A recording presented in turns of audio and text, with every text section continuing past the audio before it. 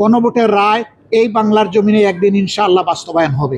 সংসদের ভিতরেও লড়াই চালিয়ে যাব, সংসদের বাইরেও লড়াই চালিয়ে যাব। তারা রায় দিয়েছিল গণভোটের পক্ষে, কিন্তু সরকারি দল এটাকে অপমান এবং অগ্রাহ্য করেছে। আমরা কথা দিয়েছি এই কর্মসূচি আমরা বাদ দেব না, পরিত্যক্ত ঘোষণা করব না। সংসদের ভিতরেও লড়াই চালিয়ে যাব, সংসদের বাইরেও লড়াই চালিয়ে যাব।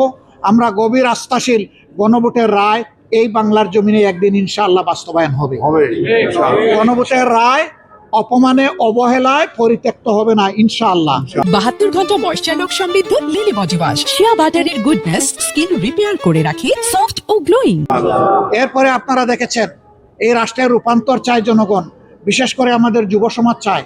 কিন্তু সেখানে রূপান্তরের জন্য যেই সমস্ত অর্ডিন্যান্স অন্তর্বর্তীকালীন সরকার জারি করেছিল, যেগুলা রূপান্তরের জন্য প্রয়োজন, বর্তমান সরকারি দল সবগুলা বাদ দিয়ে দিয়েছে।